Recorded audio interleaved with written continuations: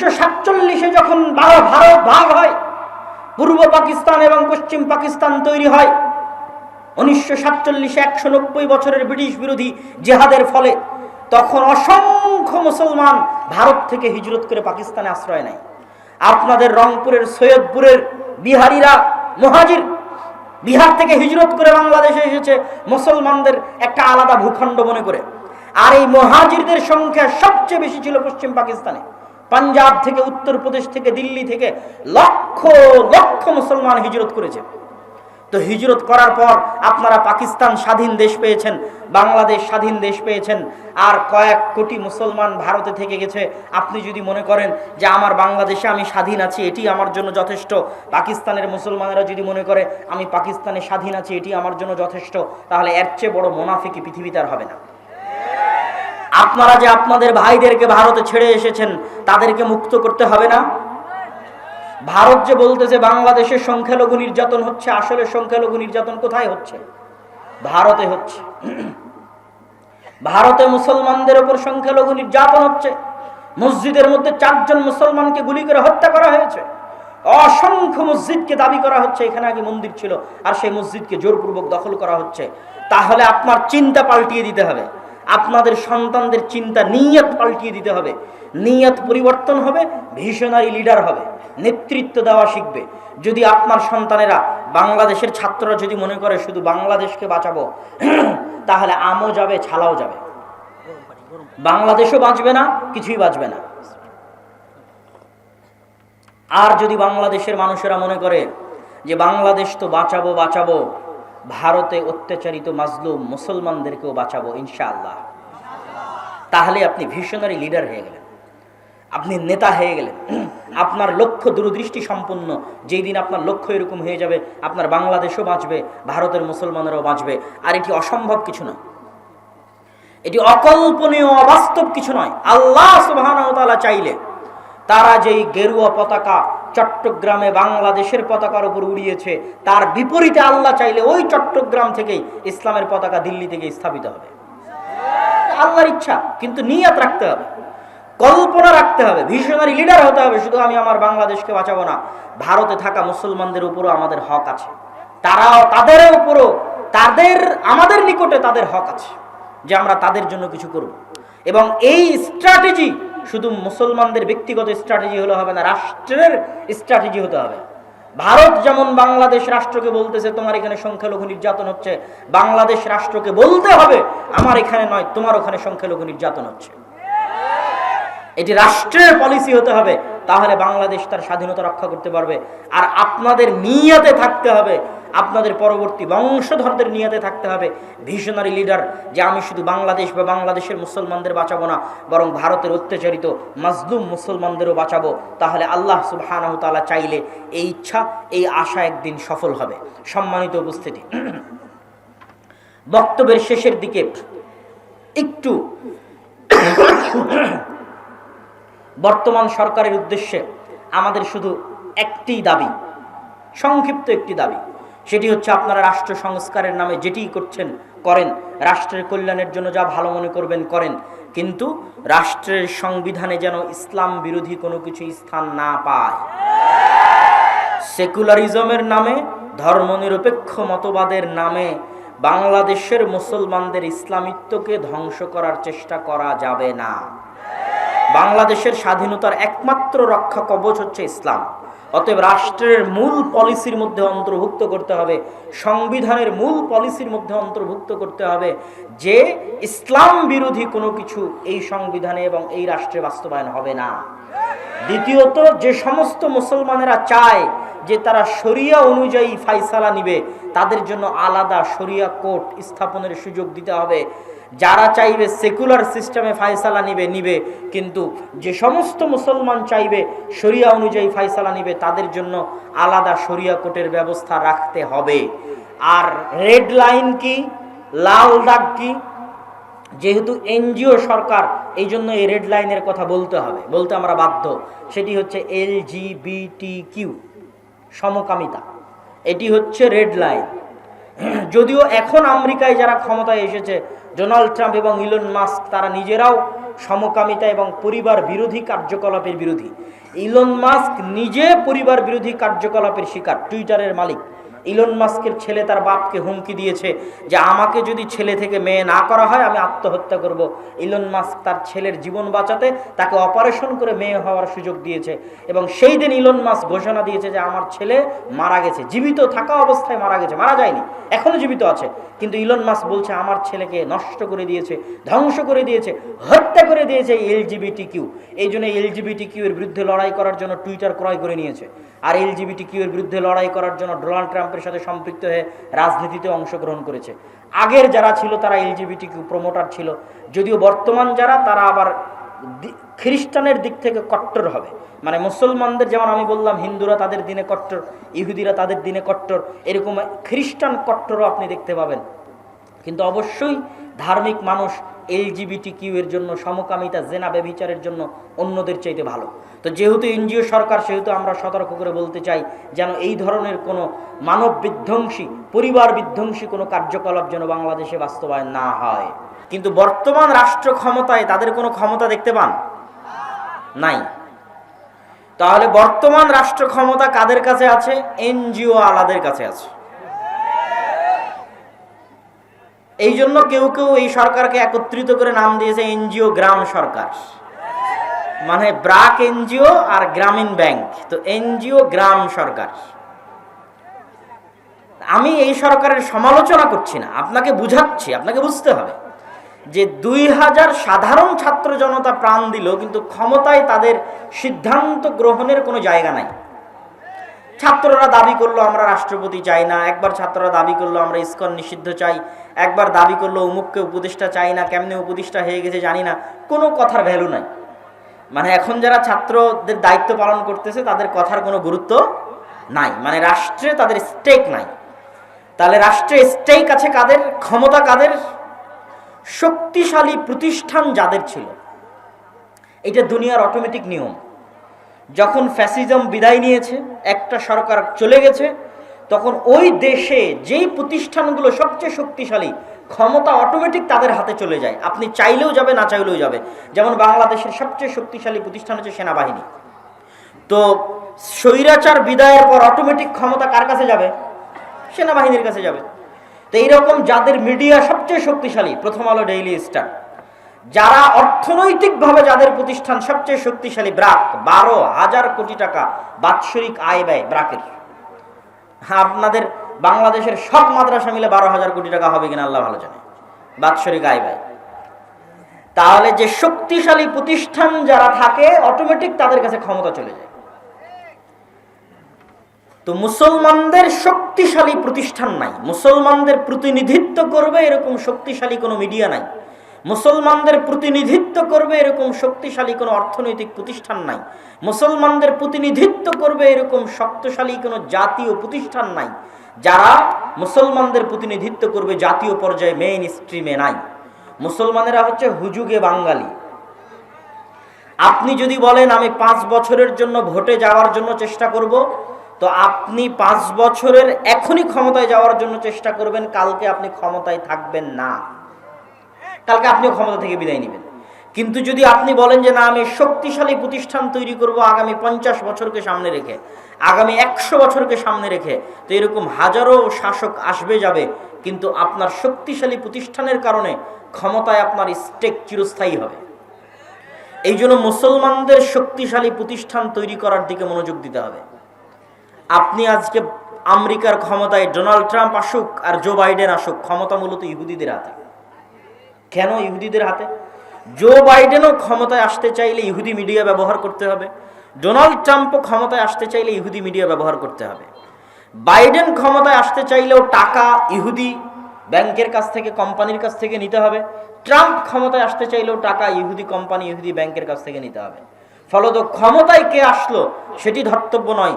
ভোটে না দাঁড়িয়েও, নির্বাচন না করেও, শুধু শক্তিশালী প্রতিষ্ঠান থাকার কারণে আমেরিকার একচ্ছত্র ক্ষমতার মালিক হচ্ছে ইহুদিরা। তাদের সংসদে কোনো প্রতিনিধিত্ব না থাকার পরেও তারা শক্তিশালী, তারা পাওয়ারফুল। সম্মানিত উপস্থিতি, তাহলে মুসলমানদের করণীয় কি কি হতে পারে? আপনি এই মাসের নভেম্বর মাসের মাসিকালে ইতিসাম যদি পড়েন, তাহলে হেডিং দেওয়া আছে ইসলামের সামগ্রিক বিজয় যেভাবে সম্ভব। মানে ইসলাম সামগ্রিকভাবে বিজয়ী হবে কিভাবে। ইসলাম কিন্তু শুধু মসজিদের ধর্ম নয়, ইসলাম শুধু ব্যক্তি জীবন বিয়ে শাদীর হুকুম আহকামের ধর্ম নয়, বাপ মরে গেলে সম্পত্তির বন্টন হবে এই ধর্ম নয়। ইসলামের সকল দৃষ্টিভঙ্গি আছে, ঠিক ইসলামের রাজনৈতিক দৃষ্টিভঙ্গি আছে যার নাম খেলাফা। খেলাফার সবচেয়ে বড় মূলনীতি হচ্ছে সত্যবাদিতা, ন্যায়পরায়ণতা। কি বললাম বলেন তো?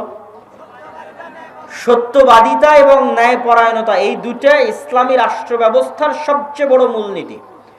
মুসলমানেরা কখনোই আল্লাহর দয়ায় রাষ্ট্র ক্ষমতায় যেতে পারবে না যতক্ষণ না মুসলমানেরা নিজেরা সত্যবাদী না হয়, মুসলমানেরা নিজেরা ন্যায়পরায়ণ না হয়। আপনি সত্যবাদী ন্যায়পরায়ণ না হয়ে জান্নাতে যেতেও পারেন। কিভাবে? মিথ্যা বললেন বলে আল্লাহর কাছে ক্ষমা চাইলেন, আল্লাহ যদি ক্ষমা করে দেয়। অন্যের হক নষ্ট করলেন, করে তার কাছেই ক্ষমা চাইলেন, ভাই তোমার হক নষ্ট করেছি মাফ করে দাও, সে যদি ক্ষমা করে দেয় তো আপনি জান্নাতে যেতে পারবেন। কিন্তু মিথ্যা বলে, অন্যায় করে মুসলমান আল্লাহর দয়ায় রাষ্ট্র ক্ষমতায় যেতে পারবে না। কেন পারবে না আল্লাহর দয়ায় মুসলমান রাষ্ট্র ক্ষমতায় যেতে? এই পুরো পৃথিবীর একচ্ছত্র ক্ষমতার মালিককে। কুলিল্লাহুম্মা মালিকাল মুলকি তুতিল মুলকা মান তাশা ওয়া তানজিউল মুলকা মিম্মান তাশা। আল্লাহ এই পৃথিবীর একচ্ছত্র ক্ষমতার মালিক, যাকে ইচ্ছা তাকে রাজত্ব দেন, যাকে ইচ্ছা তার কাছ থেকে রাজত্ব ছিনিয়ে নেন।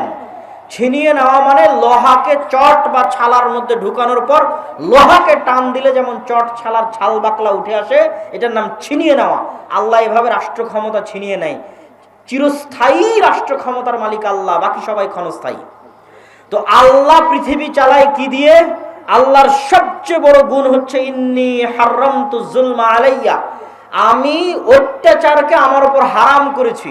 অথচ আমি আজিজ, মানে মহাপরাক্রমশালী, যা ইচ্ছা তাই করতে পারি, যা ইচ্ছা, কেউ জিজ্ঞেস করার নাই, এখনই যা ইচ্ছা তাই করতে পারবে। করে না কেন? আজিজুন হাকিম, ক্ষমতা থাকার পরেও তিনি প্রজ্ঞাময়, এই জন্য ন্যায় বিচার করেন। প্রত্যেকটা বান্দা, পশু পাখি, কীট পতঙ্গ, পঙ্গপাল, সবার সাথে আল্লাহ কি করেন? ন্যায় বিচার করেন।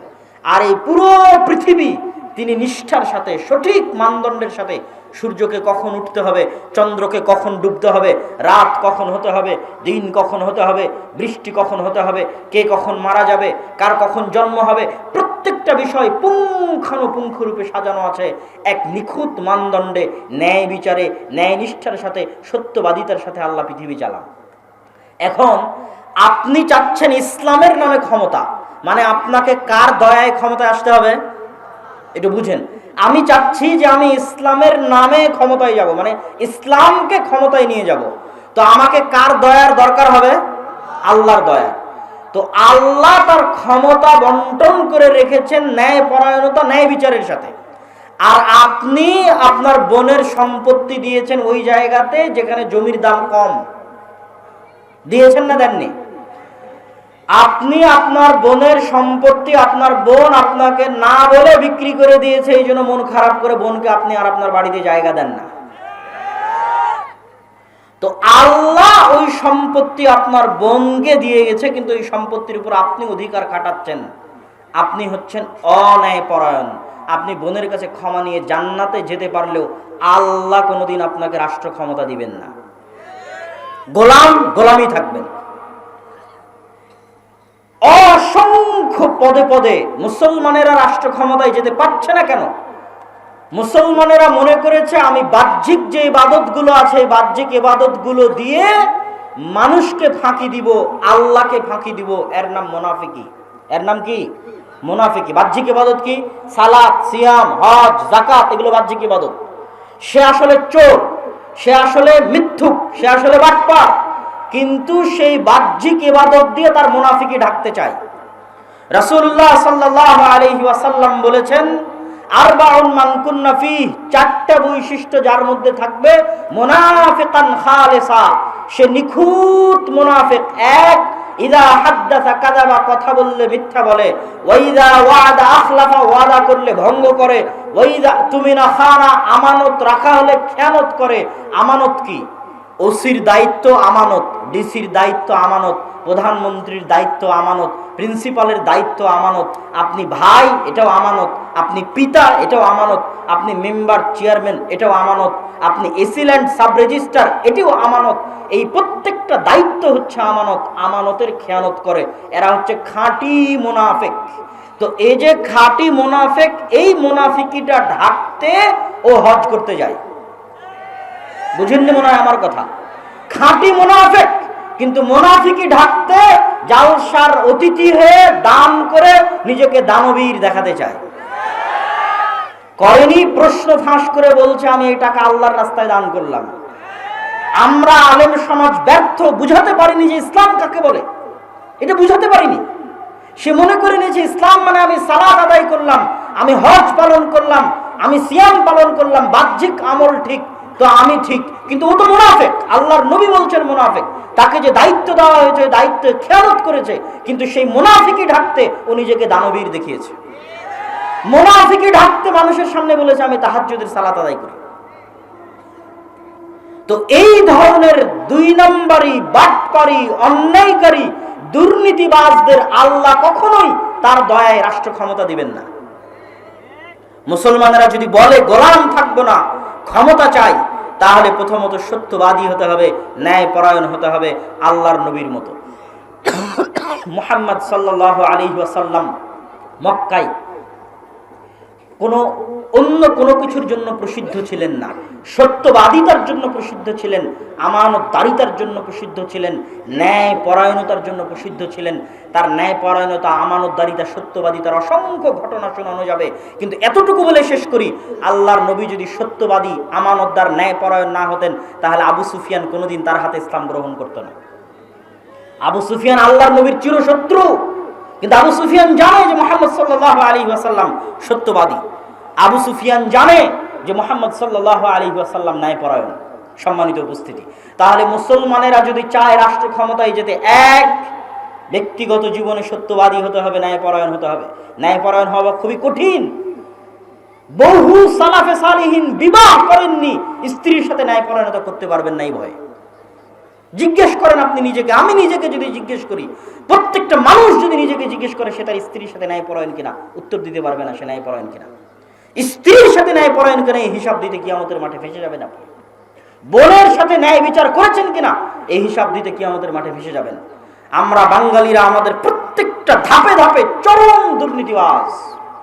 প্রত্যেকটা AC land sub registrar, 90% AC land sub registrar, OC, DC, নামাজি, আল্লাহওয়ালা, হাজি, উমরাকারী, কিন্তু নিজ নিজ দায়িত্বে আমানতের খেয়ানতকারী, মানে সব মুনাফিক। মুনাফিকি ঢাকতে বাহ্যিক ইবাদতগুলো করছে। এরা আজীবন গোলাম থাকবে, এদের পরবর্তী প্রজন্ম গোলাম থাকবে।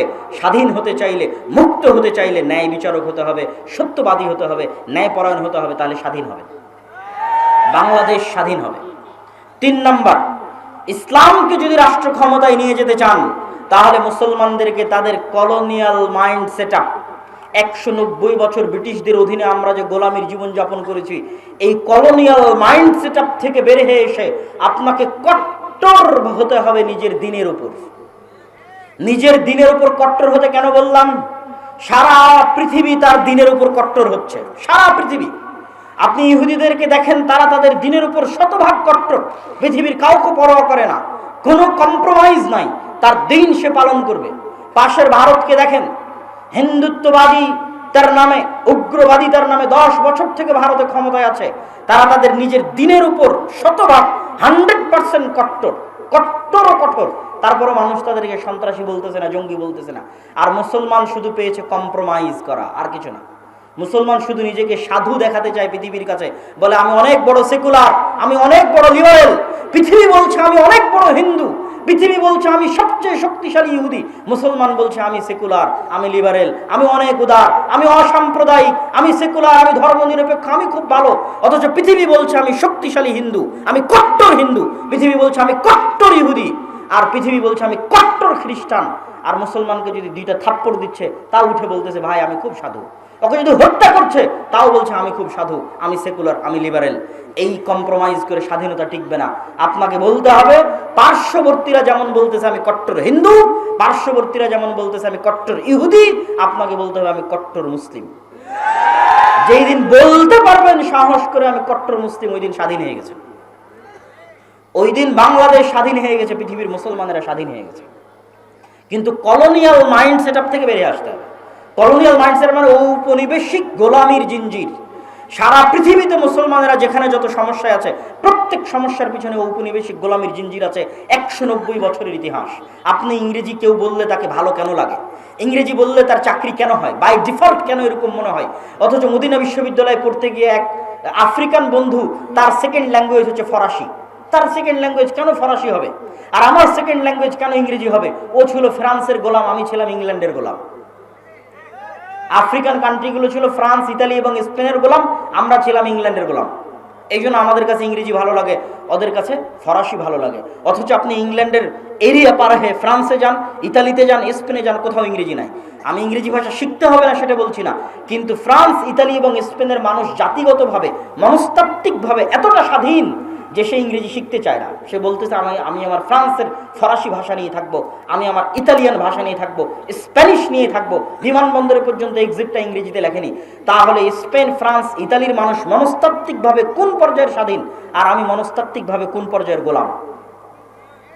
কেন একজনকে প্যান্ট শার্ট পরা দেখলে তাকে স্মার্ট মনে হয়, আর আরেকজনকে এরকম জুব্বা পরা, লম্বা দাড়ি দেখলে আনস্মার্ট মনে হয়? এটা 190 বছরের লিগ্যাসি আমরা বহন করে আসতেছি। কেন? আমাদের বাপ দাদারা 190 বছর যাবৎ ব্রিটিশদের গোলামি করেছে।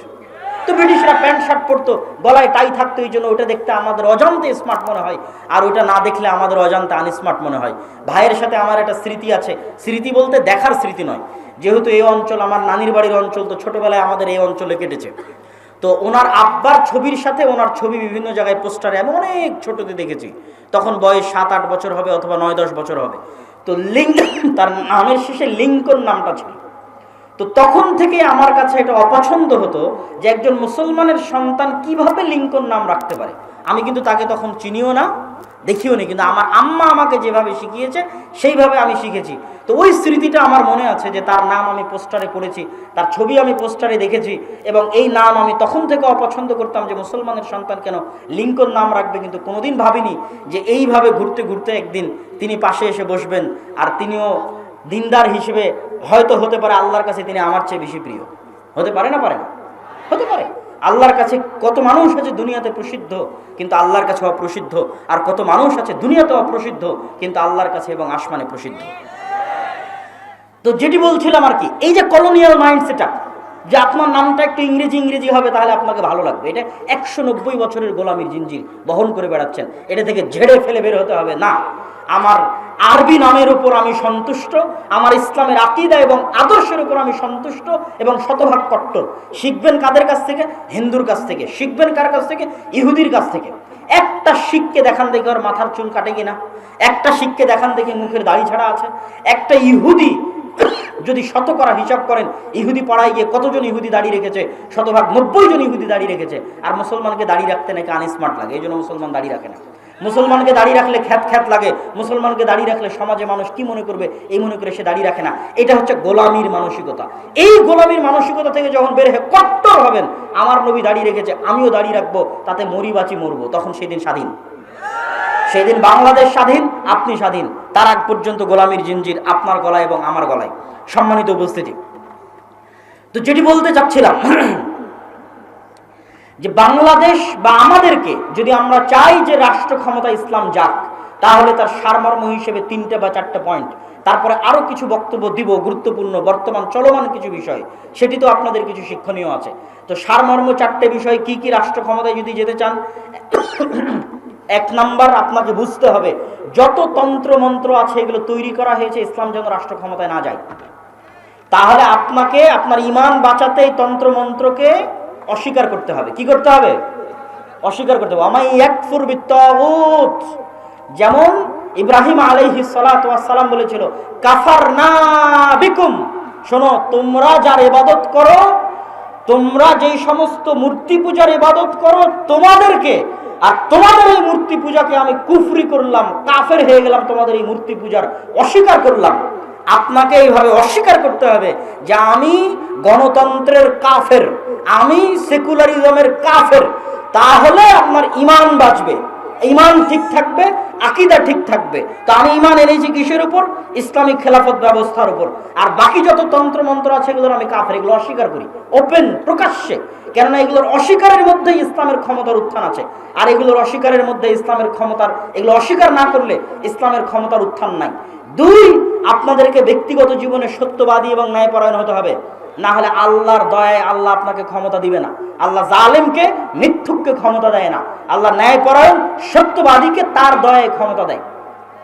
আপনার সালাত সিয়াম তখনই কাজে লাগবে যখন আপনার সালাত সিয়াম মুহাম্মদ সাল্লাল্লাহু আলাইহি ওয়াসাল্লামের মতো হবে।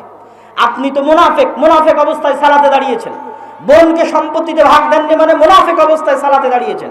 আর আল্লাহর নবী শতভাগ সত্যবাদী ন্যায়পরায়ণ অবস্থায় সালাতে দাঁড়িয়েছে, অন্তর পরিষ্কার অবস্থায় সালাতে দাঁড়িয়েছে। আপনি যেদিন ওইভাবে অন্তর পরিষ্কার অবস্থায় সালাতে দাঁড়াতে পারবেন, সত্যবাদী ন্যায়পরায়ণ হয়ে সালাতে দাঁড়াতে পারবেন, সেই দিন আপনার এই সালাতের পাওয়ার থাকবে, আপনার এই হজের পাওয়ার থাকবে, আপনার এই দ্বীনের দাওয়াতের পাওয়ার থাকবে। তিন, কলোনিয়াল মাইন্ড সেটআপ থেকে বের হয়ে আসতে হবে। আর বক্তব্যের শেষাংশে এসে যেটি বলবো, যে বর্তমানে বাংলাদেশে যে সমস্যা চলতেছে, ইসকন চলছে না? চলছে না? এখান থেকে আমার এবং আপনার শিক্ষা আছে, এই সমস্যা থেকে আমার এবং আপনার শিক্ষা আছে। এই সমস্যা থেকে আমার এবং আপনার শিক্ষা কি? ইসকন নামক যে সংগঠন বর্তমান বাংলাদেশে চলমান আছে, এই ইসকন মূলত হিন্দু ধর্মীয় শ্রী চৈতন্যের মতবাদকে প্রমোট করে, যেটিকে বলা হয় বৈষ্ণব শাখা, হিন্দু ধর্মের বৈষ্ণব শাখা। আর শ্রী চৈতন্যকে কেউ বলে যে তিনি নিজে শ্রীকৃষ্ণ, আর কেউ বলে যে শ্রী চৈতন্য মূলত শ্রীকৃষ্ণের ভক্ত ছিলেন। তো এই ধারাটার মূল বক্তব্য কি?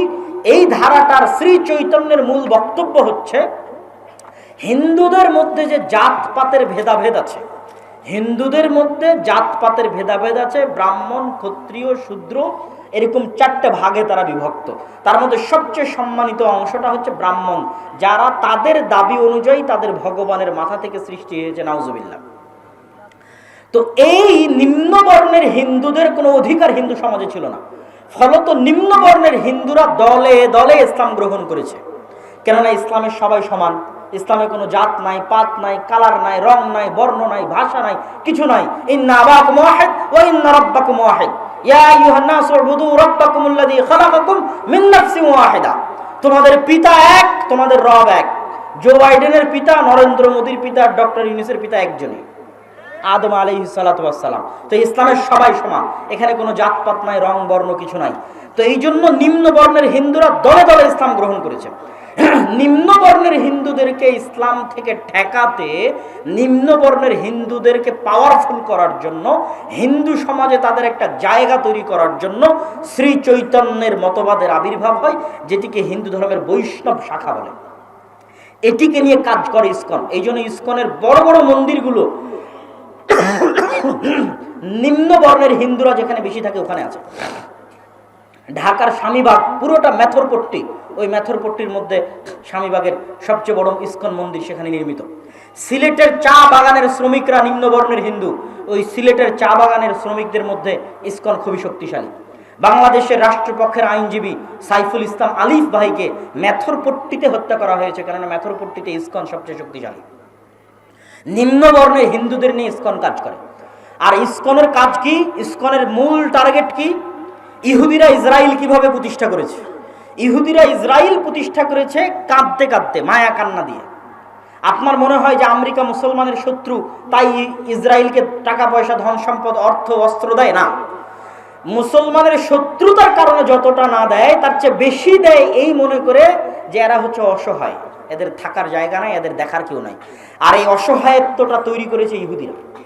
হলোকাস্ট, হিটলার হলোকাস্টে ইহুদিদের ছিল, ওই এক ঘটনা বিক্রি করে এখন পর্যন্ত ইহুদিরা চলতেছে যে আমাদের পৃথিবীতে থাকার জায়গা নাই, আমরা কই যাব, আমাদের একটা দেশ দরকার, আমাদের মেরে ফেলে দিল, হিটলার আমাদের ধ্বংস করে দিল, dot dot dot dot dot, অসংখ্য কিছু। ঠিক ওই থিওরিটা ইসকন কপি করেছে, যে বাংলাদেশে দেখাতে হবে যেন হিন্দুরা ধ্বংস হয়ে গেল। বাংলাদেশে হিন্দুদেরকে ওপেন গণহত্যা চলতেছে, নাউজুবিল্লাহ, ডাহা মিথ্যা কথা। কিন্তু এটা তারা দেখাতে সক্ষম হচ্ছে। ভারতের মিডিয়া ওপেন করলে, এমনকি আমেরিকার প্রেসিডেন্ট ডোনাল্ড ট্রাম্প পর্যন্ত মনে করতেছে যে এখানে হিন্দুদের কোনো অবস্থা নাই, কোনো থাকার জায়গা নাই, দেখার কেউ নাই। এটি হচ্ছে ইহুদিদের থেকে কপি। তো ইহুদিরা হিটলারের হত্যাকে বিক্রি করে ইসরায়েল তৈরি করে নিয়েছে ফিলিস্তিনের মধ্যে। ইসকনের টার্গেট কি? ইসকন চায় বাংলাদেশের হিন্দুদেরকে নির্যাতিত দেখিয়ে এই বাংলাদেশকে অখণ্ড ভারতের অন্তর্ভুক্ত করতে, যেন হিন্দুদের নিরাপত্তা দেওয়ার জন্য বাংলাদেশকে অখণ্ড ভারতের অন্তর্ভুক্ত করা হয়। এটা আপনার কাছে খুব দিবা স্বপ্ন মনে হলেও এটি যে কোনো মুহূর্তে হয়ে যেতে পারে, অস্বাভাবিক কিছু নয়, যে কোনো মুহূর্তে হয়ে যেতে পারে। যেখানে আমরা চোখের সামনে দেখতে পাচ্ছি এই দেশে কোনো হিন্দু নির্যাতন নাই, সেখানে আমরাই চোখের সামনে দেখতেছি ভারতের মিডিয়াতে প্রচার করা হচ্ছে যে বাংলাদেশে হিন্দুরা ধ্বংস হয়ে যাচ্ছে। ভারত সরকার বিবৃতি দিচ্ছে তাকে কেন গ্রেফতার করা হলো, কিন্তু ভারত সরকার এটা বিবৃতি দিতে পারলো না যে একজন আইনজীবীকে কেন হত্যা করা হলো। আপনি কল্পনা করেন, আজকে যদি ভারতের মাটিতে মুসলমানেরা দিল্লির হাইকোর্টে কোনো হিন্দু রাষ্ট্রপক্ষের আইনজীবীকে হত্যা করতো, আজকে ভারতে কি হতো? আজকে যদি ভারতে মুসলমানেরা দিল্লির হাইকোর্টের কোন রাষ্ট্রপক্ষের আইনজীবীকে হত্যা করতো, আজকে ভারতে কি হতো? বাংলাদেশ থেকে পর্যন্ত বাংলাদেশের সরকার নিন্দা প্রতিবাদ বিবৃতি দিত। আর অন্যান্য মুসলমানদের সংগঠন তো আছে, তারা তো বিবৃতি দেওয়ার জন্য আরো এক ধাপ রেডি আছে যে হ্যাঁ আমরা নিন্দা বিবৃতি দিব। কিন্তু আজ বাংলাদেশের রাষ্ট্রপক্ষের আইনজীবী হত্যা করা হলো, কিন্তু মুসলমানের লাশ কত সস্তা, কত সহজ আপনার চোখের সামনে ঘটতেছে, আমার চোখের সামনে ঘটতেছে যে মুসলমানের লাশ কত সস্তা, কত সহজ, যে একজন মানুষ মারা গেল, অন্যায়ভাবে হত্যা করা হলো, সেটি নিয়ে কোনো বিবৃতি নাই। কিন্তু কেন একজনকে গ্রেফতার করা হলো সেটি নিয়ে বিবৃতি আছে। এই জন্য আপনাকে বুঝতে হবে যে আপনি যদি দিনের উপর কট্টর না হন, বাঁচার রাস্তা নাই, বাংলাদেশের স্বাধীনতার রাস্তা নাই যদি বাংলাদেশ দিনের উপর কট্টর না হয়। সম্মানিত উপস্থিতি, তাহলে এই যে বর্তমান যে ষড়যন্ত্র চলতেছে বাংলাদেশকে নিয়ে, এটি স্থায়ী ষড়যন্ত্র।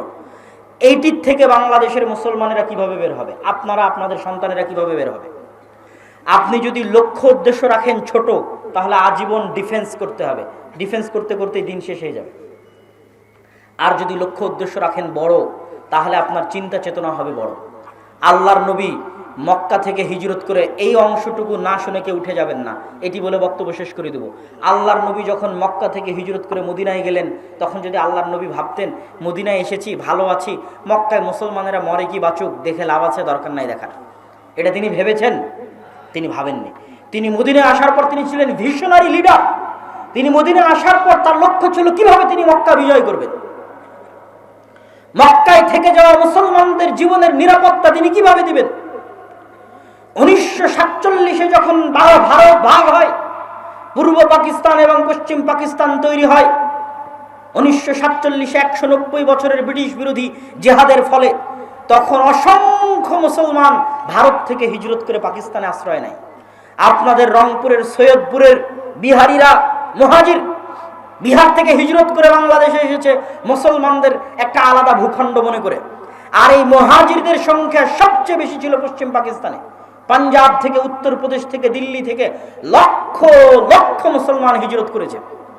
তো হিজরত করার পর আপনারা পাকিস্তান স্বাধীন দেশ পেয়েছেন, বাংলাদেশ স্বাধীন দেশ পেয়েছেন, আর কয়েক কোটি মুসলমান ভারতে থেকে গেছে। আপনি যদি মনে করেন যে আমার বাংলাদেশে আমি স্বাধীন আছি, এটি আমার জন্য যথেষ্ট, পাকিস্তানের মুসলমানেরা যদি মনে করে আমি পাকিস্তানে স্বাধীন আছি, এটি আমার জন্য যথেষ্ট, তাহলে এর চেয়ে বড় মুনাফিকি পৃথিবীতে আর হবে না। আপনারা যে আপনাদের ভাইদেরকে ভারতে ছেড়ে এসেছেন, তাদেরকে মুক্ত করতে হবে না? ভারত যে বলতেছে বাংলাদেশের সংখ্যালঘু নির্যাতন হচ্ছে, আসলে সংখ্যালঘু নির্যাতন কোথায় হচ্ছে? ভারতে হচ্ছে। ভারতে মুসলমানদের উপর সংখ্যালঘু নির্যাতন হচ্ছে। মসজিদের মধ্যে 4 জন মুসলমানকে গুলি করে হত্যা করা হয়েছে। অসংখ্য মসজিদকে দাবি করা হচ্ছে এখানে আগে মন্দির ছিল, আর সেই মসজিদকে জোরপূর্বক দখল করা হচ্ছে। তাহলে আপনার চিন্তা পাল্টিয়ে দিতে হবে, আপনাদের সন্তানদের চিন্তা, নিয়ত পাল্টিয়ে দিতে হবে। নিয়ত পরিবর্তন হবে, ভিশনারি লিডার হবে, নেতৃত্ব দেওয়া শিখবে। যদি আপনার সন্তানেরা, বাংলাদেশের ছাত্ররা যদি মনে করে শুধু বাংলাদেশকে বাঁচাবো, তাহলে আমও যাবে, ছালাও যাবে, বাংলাদেশও বাঁচবে না, কিছুই বাঁচবে না। আর যদি বাংলাদেশের মানুষেরা মনে করে যে বাংলাদেশ তো বাঁচাবো বাঁচাবো, ভারতে অত্যাচারিত মাজলুম মুসলমানদেরকেও বাঁচাবো ইনশাআল্লাহ, তাহলে আপনি ভিশনারি লিডার হয়ে গেলেন, আপনি নেতা হয়ে গেলেন। আপনার লক্ষ্য দূরদৃষ্টি সম্পন্ন। যেই দিন আপনার লক্ষ্য এরকম হয়ে যাবে, আপনার বাংলাদেশও বাঁচবে, ভারতের মুসলমানেরাও বাঁচবে। আর এটি অসম্ভব কিছু নয়, এটি অকল্পনীয় অবাস্তব কিছু নয়। আল্লাহ সুবহানাহু ওয়া তাআলা চাইলে তারা যেই গেরুয়া পতাকা চট্টগ্রামে বাংলাদেশের পতাকার উপর উড়িয়েছে, তার বিপরীতে আল্লাহ চাইলে ওই চট্টগ্রাম থেকেই ইসলামের পতাকা দিল্লি থেকে স্থাপিত হবে। আল্লাহর ইচ্ছা, কিন্তু নিয়ত রাখতে হবে, কল্পনা রাখতে হবে, ভিশনারি লিডার হতে হবে। শুধু আমি আমার বাংলাদেশকে বাঁচাবো না, ভারতে থাকা মুসলমানদের উপরও আমাদের হক আছে, তারাও তাদের উপরও আমাদের নিকটে তাদের হক আছে যে আমরা তাদের জন্য কিছু করব। এবং এই স্ট্র্যাটেজি শুধু মুসলমানদের ব্যক্তিগত স্ট্র্যাটেজি হলে হবে না, রাষ্ট্রের স্ট্র্যাটেজি হতে হবে। ভারত যেমন বাংলাদেশ রাষ্ট্রকে বলতেছে তোমার এখানে সংখ্যালঘু নির্যাতন হচ্ছে, বাংলাদেশ রাষ্ট্রকে বলতে হবে আমার এখানে নয়, তোমার ওখানে সংখ্যালঘু নির্যাতন হচ্ছে। এটি রাষ্ট্রের পলিসি হতে হবে, তাহলে বাংলাদেশ তার স্বাধীনতা রক্ষা করতে পারবে। আর আপনাদের নিয়তে থাকতে হবে, আপনাদের পরবর্তী বংশধরদের নিয়তে থাকতে হবে ভিশনারি লিডার, যে আমি শুধু বাংলাদেশ বা বাংলাদেশের মুসলমানদের বাঁচাবো না, বরং ভারতের অত্যাচারিত মাজলুম মুসলমানদেরও বাঁচাবো। তাহলে আল্লাহ সুবহানাহু ওয়া তাআলা চাইলে এই ইচ্ছা, এই আশা একদিন সফল হবে। সম্মানিত উপস্থিতি, বক্তব্যের শেষের দিকে একটু বর্তমান সরকারের উদ্দেশ্যে আমাদের শুধু একটি দাবি, সংক্ষিপ্ত একটি দাবি, সেটি হচ্ছে আপনারা রাষ্ট্র সংস্কারের নামে যেটি করছেন করেন, রাষ্ট্রের কল্যাণের জন্য যা ভালো মনে করবেন করেন, কিন্তু রাষ্ট্রের সংবিধানে যেন ইসলাম বিরোধী কোনো কিছু স্থান না পায়। সেকুলারিজমের নামে, ধর্মনিরপেক্ষ মতবাদের নামে বাংলাদেশের মুসলমানদের ইসলামিত্বকে ধ্বংস করার চেষ্টা করা যাবে না। বাংলাদেশের স্বাধীনতার একমাত্র রক্ষা কবচ হচ্ছে ইসলাম। অতএব রাষ্ট্রের মূল পলিসির মধ্যে অন্তর্ভুক্ত করতে হবে, সংবিধানের মূল পলিসির মধ্যে অন্তর্ভুক্ত করতে হবে যে ইসলাম বিরোধী কোনো কিছু এই সংবিধানে এবং এই রাষ্ট্রে বাস্তবায়ন হবে না। দ্বিতীয়ত, যে সমস্ত মুসলমানেরা চায় যে তারা শরিয়া অনুযায়ী ফায়সালা নিবে, তাদের জন্য আলাদা শরিয়া কোর্ট স্থাপনের সুযোগ দিতে হবে। যারা চাইবে সেকুলার সিস্টেমে ফায়সালা নিবে, কিন্তু যে সমস্ত মুসলমান চাইবে শরিয়া অনুযায়ী ফায়সালা নিবে, তাদের জন্য আলাদা শরিয়া কোর্টের ব্যবস্থা রাখতে হবে। আর রেড লাইন কি, লাল দাগ কি? যেহেতু এনজিও সরকার, এই জন্য এই রেড লাইনের কথা বলতে আমরা বাধ্য। সেটি হচ্ছে LGBTQ, সমকামিতা। এটি হচ্ছে রেড লাইন। যদিও এখন আমেরিকায় যারা ক্ষমতায় এসেছে, ডোনাল্ড ট্রাম্প এবং ইলন মাস্ক, তারা নিজেরাও সমকামিতা এবং পরিবার বিরোধী কার্যকলাপের বিরোধী। ইলন মাস্ক নিজে পরিবার বিরোধী কার্যকলাপের শিকার, টুইটারের মালিক। ইলন মাস্কের ছেলে তার বাপকে হুমকি দিয়েছে যে আমাকে যদি ছেলে থেকে মেয়ে না করা হয় আমি আত্মহত্যা করব। ইলন মাস্ক তার ছেলের জীবন বাঁচাতে তাকে অপারেশন করে মেয়ে হওয়ার সুযোগ দিয়েছে, এবং সেই দিন ইলন মাস্ক ঘোষণা দিয়েছে যে আমার ছেলে মারা গেছে, জীবিত থাকা অবস্থায় মারা গেছে, মারা যায়নি, এখনো জীবিত আছে। কিন্তু ইলন মাস্ক বলছে আমার ছেলেকে নষ্ট করে দিয়েছে, ধ্বংস করে দিয়েছে, হত্যা করে দিয়েছে LGBTQ। এই জন্য LGBTQ এর বিরুদ্ধে লড়াই করার জন্য টুইটার ক্রয় করে নিয়েছে। আর LGBTQ এর বিরুদ্ধে লড়াই করার জন্য ডোনাল্ড ট্রাম্পের সাথে সম্পৃক্ত হয়ে রাজনীতিতে অংশগ্রহণ করেছে। আগের যারা ছিল তারা LGBTQ প্রমোটার ছিল, যদিও বর্তমান যারা তারা আবার খ্রিস্টানের দিক থেকে কট্টর হবে। মানে মুসলমানদের যেমন আমি বললাম হিন্দুরা তাদের দিনে কট্টর, ইহুদিরা তাদের দিনে কট্টর, এরকম খ্রিস্টান কট্টরও আপনি দেখতে পাবেন। কিন্তু অবশ্যই ধার্মিক মানুষ LGBTQ এর জন্য, সমকামিতা, জেনা, ব্যভিচারের জন্য অন্যদের চাইতে ভালো। তো যেহেতু এনজিও সরকার, সেহেতু আমরা সতর্ক করে বলতে চাই যেন এই ধরনের কোনো মানব বিধ্বংসী, পরিবার বিধ্বংসী কোনো কার্যকলাপ যেন বাংলাদেশে বাস্তবায়ন না হয়। সম্মানিত উপস্থিতি, আদ-দাওয়া ইলাল্লাহর জন্য, জামিয়া সালাফিয়ার জন্য, শায়েখ আব্দুর রাজ্জাক বিন ইউসুফের জন্য অবশ্যই দোয়া করবেন। আগামী 30-31 জানুয়ারি দিনাজপুর জামিয়া সালাফিয়ায় সালাফি কনফারেন্স আছে। আজকের স্টেজে এই যে আজকে যেমন আলোচনা করলাম বাংলাদেশ নিয়ে, ফিলিস্তিন নিয়ে, সিরিয়া নিয়ে, এই নতুন বইটা ফিলিস্তিন ও সমসাময়িক মুসলিম বিশ্ব, এই বইয়ের সব আলোচনা পাবেন।